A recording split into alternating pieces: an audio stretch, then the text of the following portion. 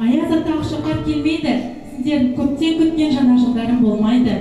Себебі жаңа жылға сән келтіретін шырша шамдарын жанбайды. Ол шамдарды жандыратын айдай сұлу ақшақардың сиқырлы тақшасын мен ұрлап алдым. Енді барлық сиқырлы күш менің қолымда.